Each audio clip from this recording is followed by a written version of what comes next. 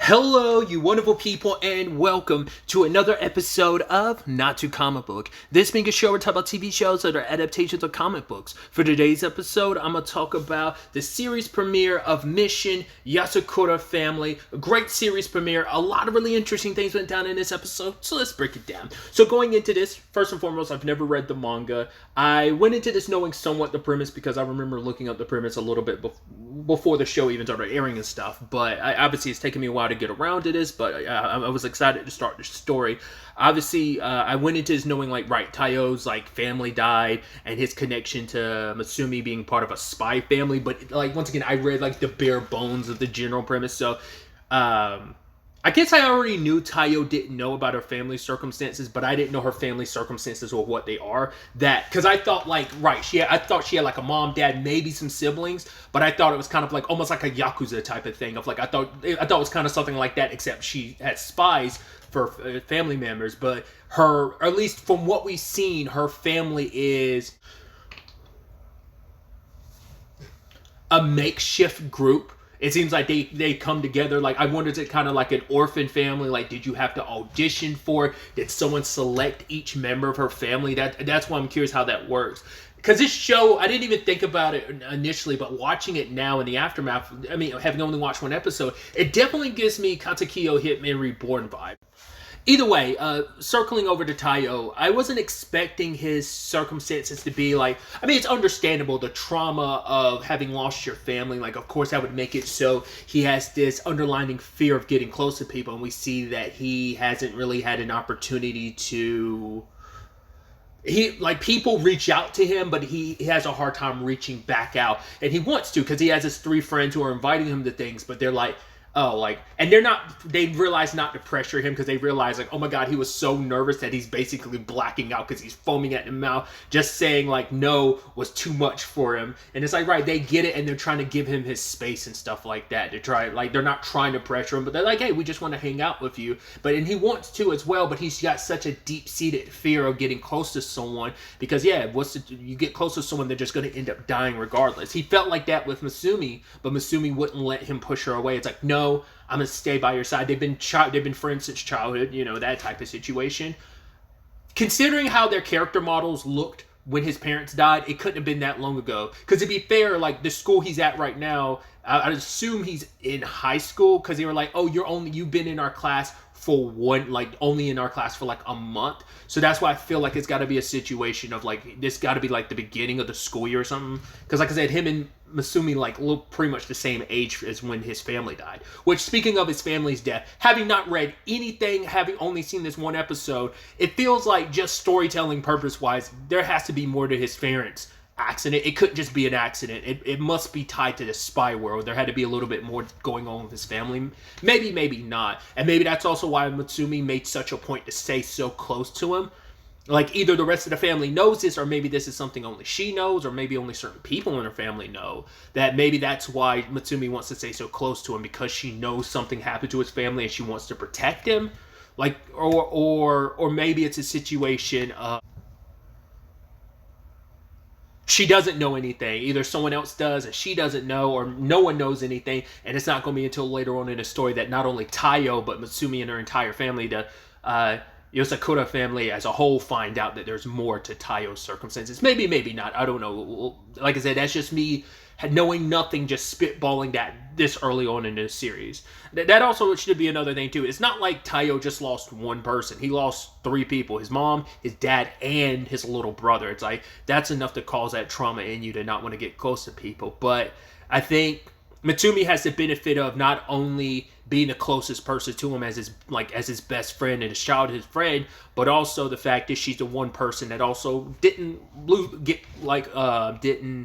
stray away from him. You know, she doubled down on staying close to him. She's making sure he eats and stuff like that. I am curious, does he have any extended family or not? Or is, like, his mom, dad, and brother the only family he has left?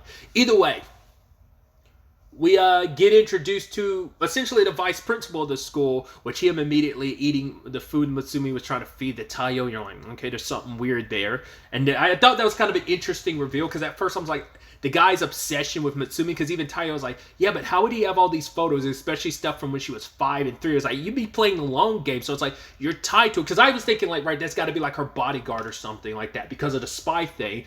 Was not expecting, like, the reveal that, obviously his real name is Kiichiro, I'm probably butchering that, but not only finding out that's his real name, that also, but it's like the moment he dropped, like, oh, I can't let you hurt my sister, like, anywhere near my sister.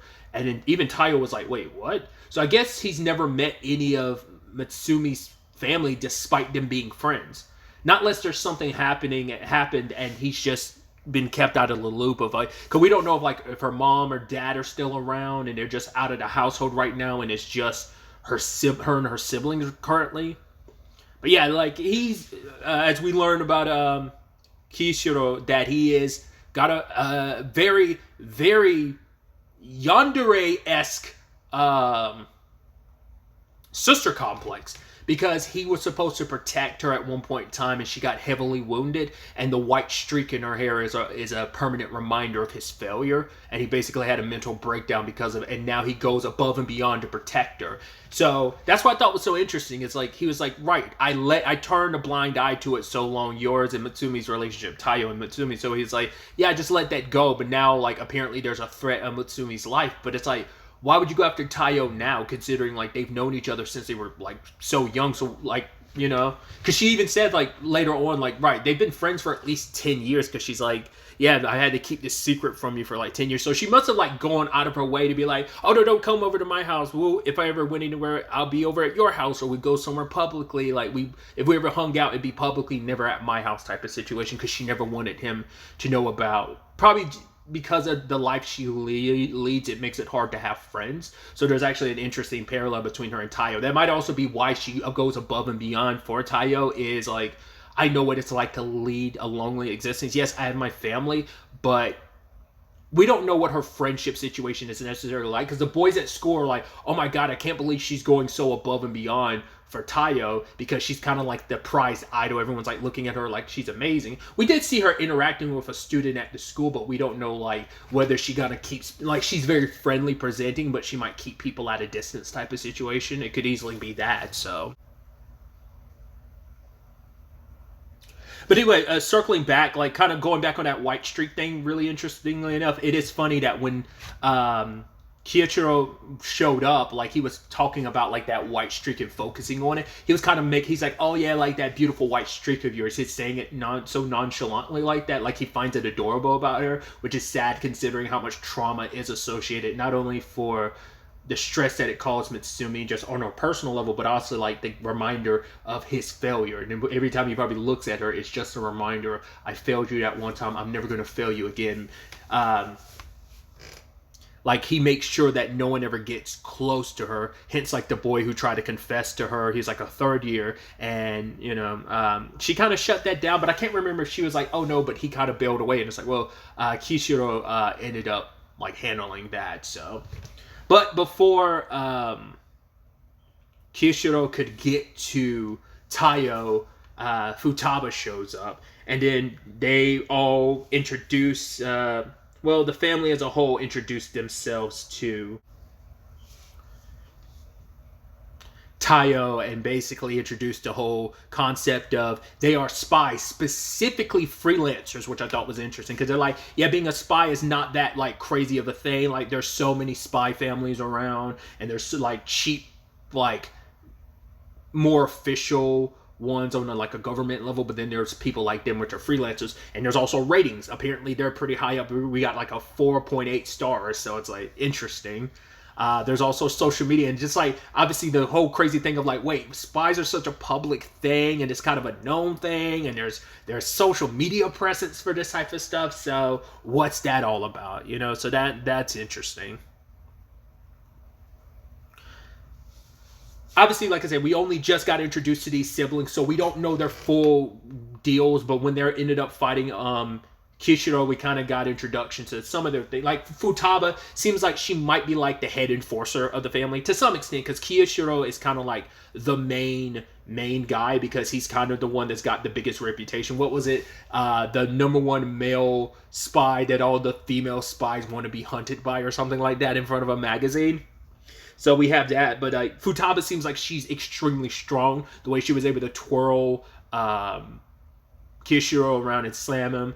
I don't know if that's some energy thing or like what her full deal is, but it's like she does seem extremely fast the way she was able to like knock back his like wires like they were nothing, but also like I said, the superhuman strength. We have Shinzo, who seems to be like maybe the tech dude.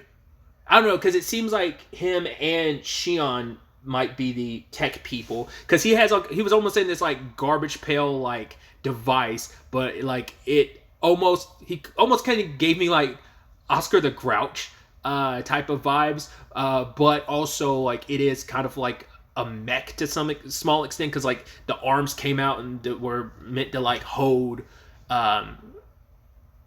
Kichiro down, but like Shinzo summons up all these drones and she kind of handles everything from her phone. So we have that. We have Nano, who definitely gives me Alphonse from Full Metal Alchemist vibes, kind of like the especially like when you hear Nano talk, it definitely gives you Alphonse vibes, which I don't know if that's like what their whole deal is, because we see at one point they like almost enlarge one of their arms. It kind of gives me like Miss Marvel from Marvel's comics, but also gives me, I mean, a more anime comparison, it gives me like Luffy vibes. Like, feels like Luffy using his third gear type of situation, like how his arm got buffed. I wonder, can he only do one body part at a time, or was it just in that one instance you only used one arm? And then you have Kingo, who is the very special ability of not only being able to disguise himself, but he also can disguise other people too. So that's a very like heavily spy ability. So far it seems like Shinzo, I mean, I'm sure everyone's powers come into play when it comes to spy stuff, but it feels like Kinshiro, just with his stealth and his just capabilities in general, but him along with maybe Shinzo and Shion with the tech, and Kingo's like ability to disguise, those seem like the most like spy level abilities. But like I said, I'm sure everyone else's abilities come in handy. We just only seen like scratch the surface of what everyone can do.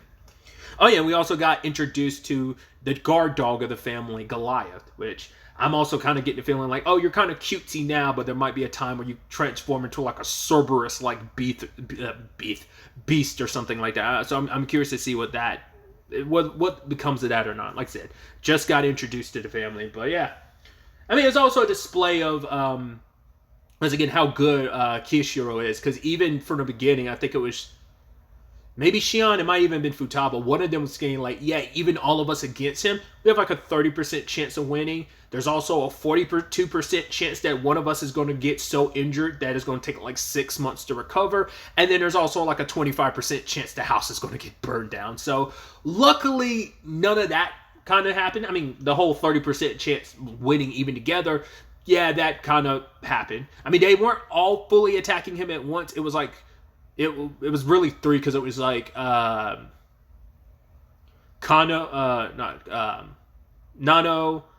Futaba, and Shinzo who attacked him at first, but then like later on it came like almost like a one-on-one that did not work out. He easily got past all the traps and just once again like single-handedly defeated everyone. But the family does have a rule. I don't know. It seems like it's just their family rule. I'm sure every spy family has their own respective rules. But the fact is that you're not allowed to kill members of your own family. There are probably major consequences for doing that. Because for that to be a rule means there has to be precedent for it. Meaning that it has happened at some point in time. Probably most likely in this family. But the whole Matsumi and Taiyo getting married thing is, once again, another element to the story I knew. I just didn't know it was, like, set up the way it is. That it's actually Futaba who suggested this, because it's like, cool, Kishiro can't do anything to you. Like, yeah, he can't endanger your life. He can make your life a living hell without killing you, but at least you'll still have your life to the most benefit if you two get married. But for Taiyo, it's like, right, having a family, having Mitsumi by his side forever, it's like, it's nice, but it scares him again. But Mitsumi was like, no, we can't do that. Like, thrusting that, for one, we're throwing him into the deep into our world, but also it's already like traumatic enough. It's, and you know, even Futaba apologizes for the insensitivity, because she's like, you all know what happened to his family, and it's such a deep wound. And once again, it seems like still a pretty fresh wound. Like I said, it feels almost like, I mean, we don't know how much time went between the funeral and him being at school, because even though they're like, oh, we've been in the same class for a month, it still could have been like a couple months ago when his family died. I don't know if anyone at school knows about his circumstances like that. To be fair, he keeps to himself, so if anyone knows, it's probably just mutterings. But also, people, no one's going to bring that up, because no one wants to like be insensitive to his circumstances. So even if people knew, they probably won't talk about it, but people might whisper and mutter. Like I said, that might just be so low key that he hasn't let anyone know. I mean, it would be interesting when we find out, like, no, he actually transferred to a different school, and maybe Matsumi went with him without, you know, but probably not. It's probably more like a situation, or not unless he transferred to the school that Matsumi goes to or something like that. I don't know. We'll probably get a lot more context going forward, but yeah, Kishiro, we saw that. I mean, we already saw kind of that demented side to him, the way he's just acting in general, but really, like, it really got doubled down. He's like, okay, Matsumi, I will leave Taiyo alone, won't kill him, but that means you will never be able to leave this house. That means no friends, no fun, no dating or anything like that, because the only way I can keep you safe is if you stay inside this house, and I can protect you. I will do anything. I will suffer any pain, like, because she was holding a knife, and he like slid himself into the knife just to prove the point of, I will suffer anything if it means protecting you. But Taiyo, seeing all that, understands Kishiro. It's like, right, we're both the same way. Like, our pain makes us want to, like, in his case, like, he gets so far away from people. Taiyo gets so far away from people. Kishiro, like, to an unhealthy degree, doubled down on a person and became obsessed with them. Like, they're kind of opposite ends of the spectrum of how they responded to their pain. And Taiyo understands that, but he sees the look on Matsumi's face, and it's like, when that person is that important to you, you should recognize that look on their face. And for him, Matsumi is also important. She's a person that's been by my side, and she even said before, like, they hid him behind that painting, she reiterated what she said to him when his parents died: I'm not going anywhere, even when he tried to, like, push her away. And so he accepts the marriage. She tosses him the other part of the ring, and Kishiro tries to stop it, but Taiyo, much like Kishiro, is supposed to draw the parallel that he's willing to suffer through any pain, push past the wires, even though it jacked up his hands, just for the purposes of putting on the ring, which is like, yo, and I love just kind of like big brother Kishiro. It's, well, thanks for welcoming me to the family or something like that. I'm butchering the paraphrasing, but everyone congratulates Taiyo, being like, oh my god, you're so cool, you know? So obviously it means a lot to Matsumi, so him going so far and beyond for it. But I think it's also like, right, she likes him. She was kind of pushing it off, like, earlier in the episode when Taiyo was like, oh, like, what about that third year who approached you? And she was like, oh, what are you, my dad? Like, he was like, oh, were you my mom, looking after me all the time, making sure I ate? But you could tell, like, it probably bothered her. The typical reaction would be like, you know, your cliche anime response would have been I don't like him, Baka, or something like that, and kind of hiding the fact is that she kind of secretly likes him. So I wonder if that was supposed to be subtly there too, of like, no, I do like you, but I just want to make sure you're okay. So, but now you're like, hey, you're engaged and meant to be married, so kind of a nice introduction. And obviously Futaba's like, yeah, big bro, Kishiro, yeah, I get it, you lost, but also there's no time for you to be like wallowing in that loss. You need to train him up and show him what it means to really protect Matsumi, what it means to be a part of this family and to be a spy, part of the Yozakura family. So like I said, just kind of a nice introduction, craziness, obviously it's only going to get crazier from here, I'm sure. I believe, if I'm not mistaken, the manga is still ongoing, so it's not like it's done, and obviously we'll see where things kind of go from here. It's currently 11 episodes out at the time of me recording this, so still got quite a bit more to obviously catch up on, but I'm excited to continue this show and see where it goes from here. But I've run my mouth off enough. Till the next time we meet, be happy, be safe, live life to the fullest, and enjoy it. Good day and goodbye.